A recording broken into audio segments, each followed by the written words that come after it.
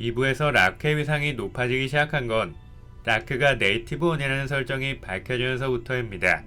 네이티브 원은 고대에 존재했던 한 개의 거인이 5개로 나뉘면서 탄생한 존재인데요. 라크는 5개의 존재 중 돌에 관한 원소를 다룰 수 있는 종족이었습니다. 라크는 단순히 내재된 속성과 형태만 변화시킬 수 있는 게 아니라 원소가 스스로 달라붙는 직계라는 설정이 밝혀지면서 위상이 폭발했죠. 그런데 라크와 똑같은 직계들은 전부 자아드한테 죽었고요.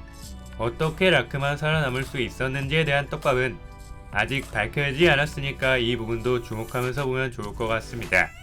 3부에서 라크는 쿤과 시험을 치룰 때 2부에서처럼 돌을 활용해 공격하는 모습을 보여줬는데요. 여전히 컨트롤의 미숙한 모습이 나오면서 네이티브 1으로서의 자질은 아직 부족하다고 볼 수 있었고요. 이후 케이지에서는 퍼그의 선배위원들을 만났는데 얘네한테 매드 쇼커를 투척해서 제압하려고 했지만 쉽게 막혔습니다.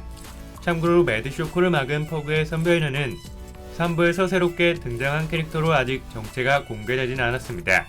그런데 매드 쇼커라는 아이템을 따져보면 고작 30층 공방전에서 구입한 E급 선배위원도 다룰 수 있는 아이템이었기 때문에 C급 선배위원 수준에선 다소 허접한 아이템일 수 있었고요.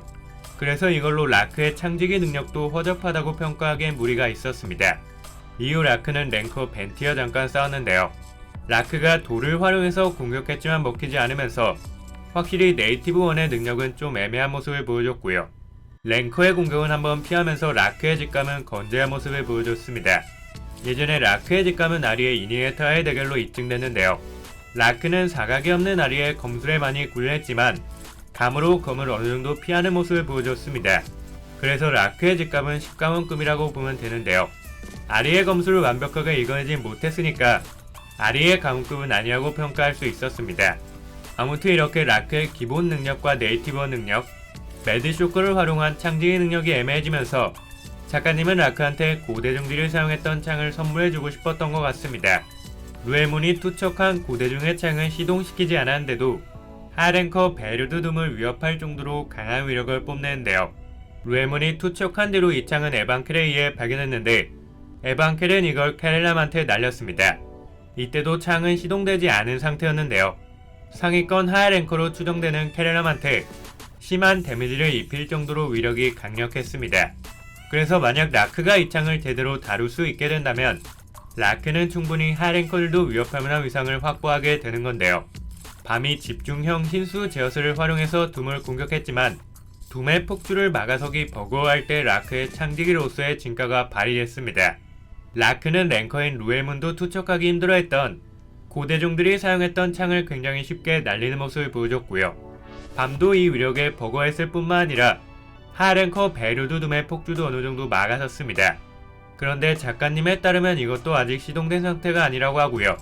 지금도 꽤 강력한데 시동되면 어떨지 기대된다고 말한 걸 보면 훗날 라크가 이 창의 소유주가 돼서 창을 시동시킬 것 같긴 합니다. 그리고 잠깐이기는 했지만 랭커의 공격을 한번 피했다는 것과 하 랭커의 공격을 일정 부분 잠재울 수 있었다는 걸 감안하면 라크의 실력은 최소 B급 선배인원 상위에서 A급 선배인원 정도는 되지 않을까 추측해봤는데요. 라크가 상위권 하랭커급으로 거듭나기 위해서는 고대중의 힘이 각성해야 할 겁니다. 그런데 라크는 마지막 정거장에서 에반킬이 사용하는 불을 보고 어디선가 본 적 있는 것 같다고 말했고요. 캐렐람이 가지고 있던 고대중의 정체도 감으로 눈치채는 모습을 보여주면서 고대중과 굉장히 친숙한 느낌을 보여주고 있습니다. 그래서 라크의 고대중이 나중에 각성이 날 것 같은데요. 각성하게 되는 순간 엄청난 라크의 떡상을 예상해봅니다. 감사합니다.